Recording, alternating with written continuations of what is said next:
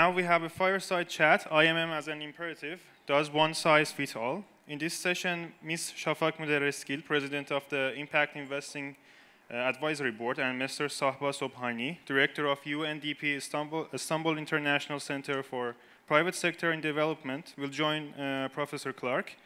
We would like to invite Ms. Muderreskil and Mr. Sobhani on the stage. Is it working? Yes. So, welcome.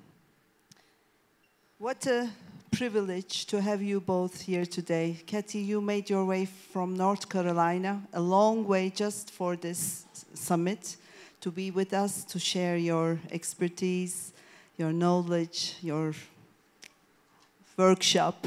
Thank you. We are grateful. And Sahba, among your very busy schedule, you made it to. I know how difficult it is for you to arrange this time to be here in Ankara today. Your presence here is indeed invaluable for us. So I will just kick off. And since the SDGs were announced in 2015, the impact field is evolving. Not only impact investing, but anything related to sustainability is evolving.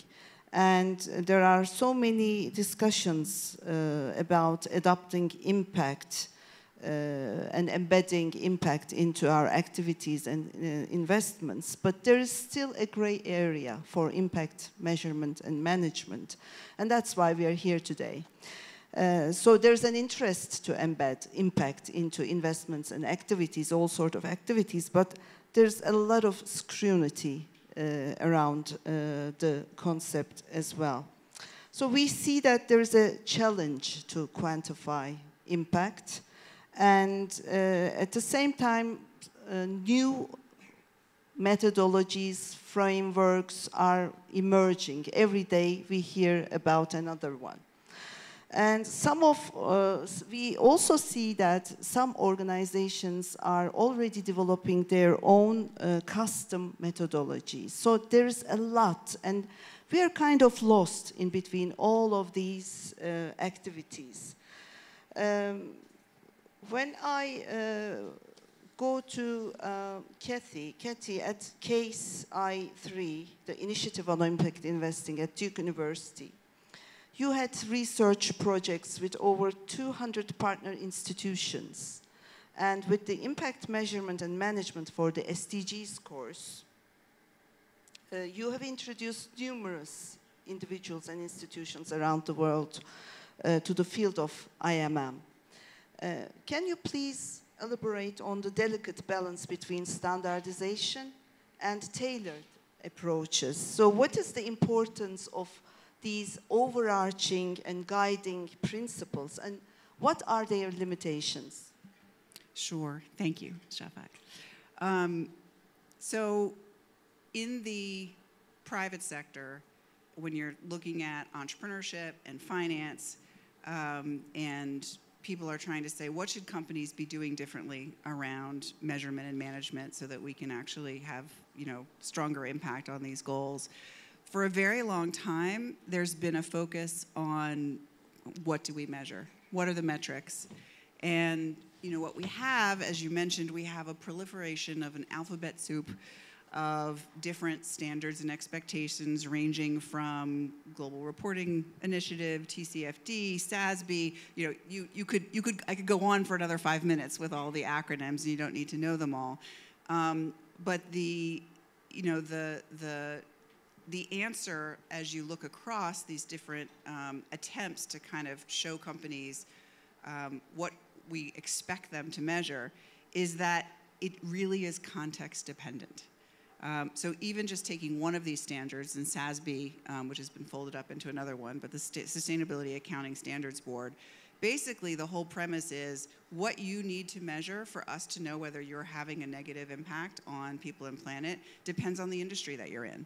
And so you have different metrics for every different industry. The other thing is that if you get away from, what are the risks of bad business and and you turn to positive impact, We know that positive impact is multidimensional, it's complicated. And you can see that just looking at the SDGs. You know, we talk about the 17 SDGs. Those 17 goals have 169 targets, and underneath those are 247 indicators. To imagine that we're going to ask every company on the planet to track 247 indicators is probably not all that feasible. So what the UNDP realized, and it's very insightful, is that what's missing above the metrics is a set of practices about how you do this work and how we can know that you're doing the work in an accountable way. It's a little bit like financial reporting. We don't tell people exactly what to report. We say, here are the rules of the road for what you need to put into a financial statement, and then we're going to pop in from time to time and make sure you're following those rules.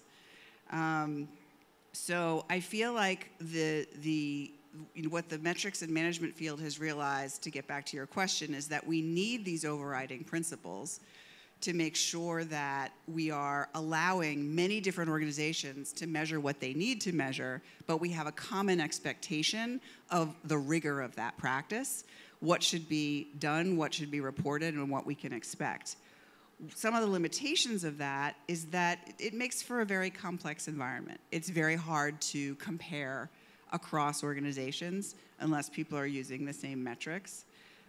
It also turns out that the practices are pretty complicated themselves, and so we have, for example, in the impact investing space, we have the operating principles for impact management that came out of the IFC. How many people in the room have ever heard of those? Anyone? A few? Okay, only about 3. So the next question is not going to make any difference. I was going to say, how many people can name its 9 steps? How many people can name those 9 steps? I can't name those 9 steps. I've been looking at these things for 3 years, and I cannot remember them, right? So we also have this complexity of cognitive load. And there is discretion and judgment involved in organizations kind of deciding what they want to be accountable for, what their stakeholders are telling them they should be accountable for, and that makes this a little bit more complex than we would like. Thank you for your first remarks, Kathy. So, Saba, impact, actually, I will say impact investing, but in general, impact has been the core thematic area of UNDP, ICPSD particularly, which supports the private sector and the foundations to become transformative partners in the development through research, advocacy for inclusive business, facilitation of public-private dialogue, and multi-stakeholder partnerships.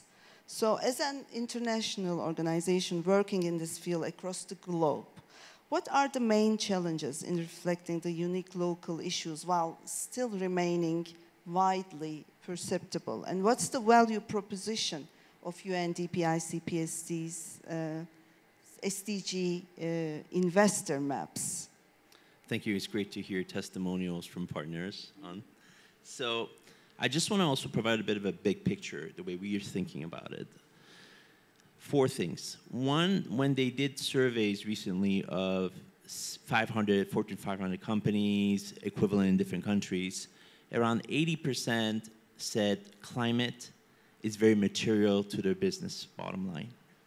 68% said water, but only 18% said social inequality, etc. So I thought it interesting when earlier on in the conversation they were talking about social being, it's actually not. I mean, water should be actually anyways taxed from my perspective because companies are using it.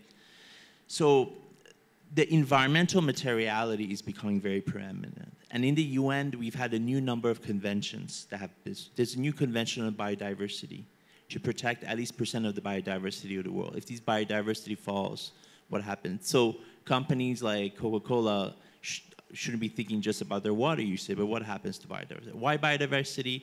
Did you see the amount of floods that's happening in the world of today? You know, Greece and everything with climate change. We need these ecosystems, like on the beaches. If hotels build things and they do not keep marshes, do not keep protected area, when there's water coming in, actually these natural ecosystem actually will protect you, will help you. So there's even a business case in terms of that. In this context, we are thinking what is the integrated agenda, social, people, planet. Then what is the strategy? Our strategy in the last 6, 7 years has been, if we work with pioneer firms through a set of instruments and standards and all these things, if you have market saturation of 30%, then it becomes adopted. Well, to be seen. So the other area UNDP has been very much working in the last 4 or 5 years through the G20 is we were given to be the chair of the Sustainable Finance Working Group, which is very unique. You know, we're not a financial institution, but I guess we're seen more as a neutral player. China Treasury and US Treasury were the co-chairs, and UNDP was the secretariat. So we see regulation right now is a key driver. We reach a situation that the bottom-up sort of initiatives need to be complemented by regulatory sort of initiatives, sandboxing, but actually implementation of regulation where non-financial reporting is very much part of. We already have some elements of this, but this is getting it in terms of everyone around the world agreeing. And the fact that China and the US, I agree on this, and we've been able to manage the Sustainable Finance Working Group, and they've been looking at all these elements, of course, starting with the environmental sort of materiality, but now moving to social. I think is a great, important development that we need to take into account. Then related to this, you need to look at 3 things. One is a fundamental lack of market intelligence, knowledge around these topics. UNDP as an organization, over 170 countries with different languages, different country offices, has been working on this. So I'm very excited today that we're collaborating in terms of this launch of the Turkish version of the standards. Secondly, ecosystem institutional building. Related to the first, we do have a tool called Investor Maps, SDG Investor Maps. We implemented here with the Turkish Investment Authority, looking at investment opportunities, you know, in technology, renewable, education, healthcare, food and beverage, you know, things from smart, intelligent facilities to organic. So we're providing a consensus in terms of what are the basically opportunities that we see. And you can look, there's a database, my colleague Muge has been involved, and also people in the room. Related to, and we've had it in 30 countries. Related to that is institutional building, ecosystem building. One of the key follow-up to the investor map was the established collaboration with Etkiyap and Safak Hanum was the foundation of the Turkish National Advisory Board, EYDK. So this is the first step in terms that we see the institutional building, while I know there are people from the capital markets here, others are in the same room, that we can work together in terms of pushing this very important agenda, because we live in a world of, you know, all this, it's going to be very rough for in terms of the interplay risks that we see, hazard risks, pandemic risk, all these different things. So we need to be prepared for it. Thank you. Thank you. Thank you, Saba. Kathy, you were talking about several guidelines. And how do you think we should, or we could, utilize them? How are we going to read impact? What would you say?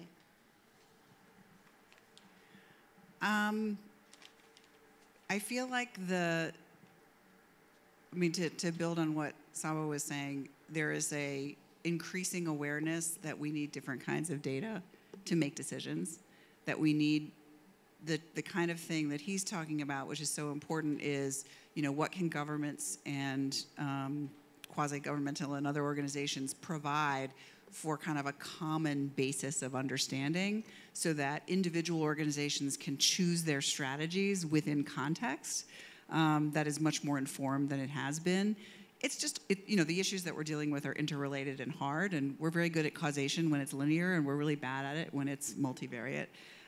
In terms of organizational utilization, I feel like, you know, people want to start asking very simple questions about the strategies that they've put in place. I think sometimes organizations kind of get attached to the things they thought of first that get people excited. But, you know, do we have the right buy-in and commitment from the top of this organization to a set of goals that match what other organizations are telling us are the most important? That's why the SDG map is so important. Do I have a sense of what's most important to my stakeholders? The planet is a difficult stakeholder, and so you have to actually go with third-party data. But when you're talking about social impact, you can ask those stakeholders, or you can find ways, we're going to hear this afternoon from 60 decibels, you can find ways of getting information on a very rapid basis from different kinds of stakeholders, and that's really important.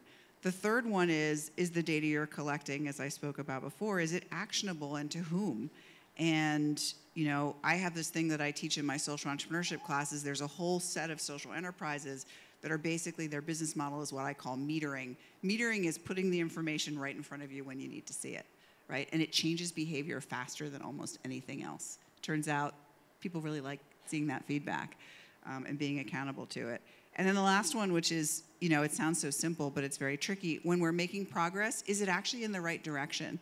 Or are we assuming some things and then actually we're not addressing the real issues? Yes, thank you. So I think access to data, data transparency matters a lot, and the cultural context and context itself matters as well. What would you say, Saba, in terms of how we could utilize the SDG impact standards for this agenda to work? I think that, as you mentioned, thinking about best practices is very important in terms of how you run your company, you know. I was looking at 3 data sets. One was firms who export to the Gulf from Turkey versus firms who export to Europe. They might have the same income, but the productivity gains and all these things that came about engaging with the European standards made a big difference, you know. I mean, this is important in the light of the EU Green Deal, which is going to affect a lot of private. So I think when you look at these standards, the ones we have are around best practice, but then you have to complement it with other sort of, you know, things to basically bring firms to a different level. I think the other second element is understanding the business culture of each, when you were asking earlier about local, is very important. I'll give you one example. I was in Vietnam, I was in Da Nang. Another area I work is on disaster risk reduction. You know, there's floods, typhoon. We say companies should come together, prepare, and basically deal, you know, how to protect their assets. And one of the pitches I made is like, hey, you know, if you protect your assets and factories, then you don't have to lay off people. Or they're like, oh, that's not an issue at all. We already hedged our bets. We have a factory in Thailand. We have a factory in Indonesia. We just lay off people. No problem. I said, wow. Then I was looking at studies of Turkish businesses, and the Turkish sort of business person, part of their social currency lies in hiring people. They cannot just lay off people like that. It's bad for you in this culture.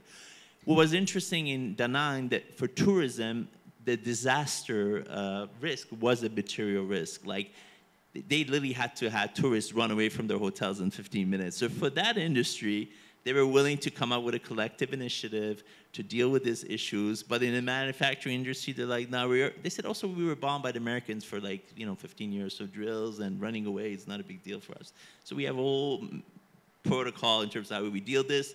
We don't mind laying off people, and we've already hedged our bets. So as I said, context, local context, business culture is also very critical in terms of adoption of different kinds of issues. The third thing is one has to also look at the evolution in the financial sector. We've talked about impact investing, people trying to do good things in order to incentivize people to do the right things. But people are looking also as the SDG as a risk map. Insurance company, hedge fund manager. Hedge fund managers are coming to me and they're like, can you point to 10 places that might have future floods, future this? I'm going to short those stocks. I met one hedge fund manager that made a lot of money off of the California utilities downfall. And he said, I want from the UN 10. Of course, we can't give them that kind of information. But say we have the analytics right now to make financial bet in the next 4 years. So watch for that trend coming in, where risk is being embedded as a weapon to basically, if you make the wrong decisions, then they say, okay, we hope that there's going to be a flood in this part, so I'm going to short this guy, let's do X, Y, and Z and see what happens. Thank you. So if I may wrap it up here to see the takeaways of this session today, we see that I've taken some notes while you were speaking, and there is complexity and diversity of different challenges here, and there are unique goals and strategies of different organizations, which requires a tailored approach, answers the question asked here as a title. And second takeaway is, I understand IMM should be context specific, considering different aspects like type of impact, scale of operations, geographic location, which is related to the cultural context, and the target audience as well. And thirdly, answering the question, does one size fit all? Well, one meaningful impact metric for one organization may not be suitable for the other one. So I think this sentence gives the answer. So flexibility and adaptability is crucial in designing frameworks, methodologies, to accurately capture the multifaceted nature of impact, I would say, if you agree with me. Thank you. So can we please put our hands together for Katie and Saba for sharing their insights?